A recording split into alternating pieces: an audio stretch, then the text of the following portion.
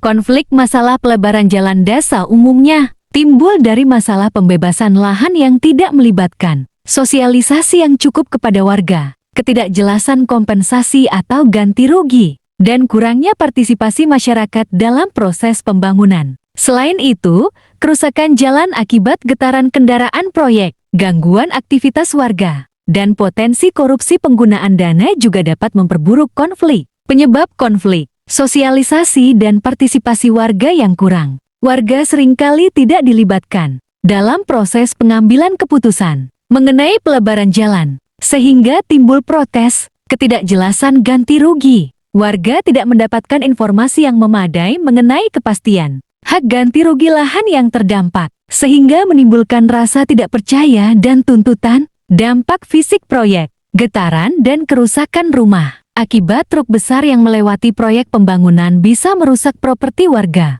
Aktivitas proyek yang mengganggu, material proyek yang datang malam hari atau galian yang berpindah-pindah dapat mengganggu kenyamanan dan keselamatan warga, serta arus lalu lintas. Potensi korupsi, ada kekhawatiran mengenai praktik korupsi atau penyalahgunaan dana desa dalam pembangunan jalan desa, sehingga pengelolaan dana perlu transparan dan akuntabel. Keterbatasan data kepemilikan lahan, kurangnya data kepemilikan tanah bisa memicu konflik, apalagi jika ada tumpang tindih dengan izin HGU perusahaan. Upaya penyelesaian konflik, sosialisasi dan keterlibatan warga, melakukan sosialisasi yang masif dan melibatkan warga sejak awal perencanaan pembangunan. Transparansi ganti rugi, memberikan informasi yang jelas mengenai mekanisme, hak, dan kepastian ganti rugi kepada pemilik lahan yang terdampak. Mediasi, melibatkan pihak-pihak ketiga,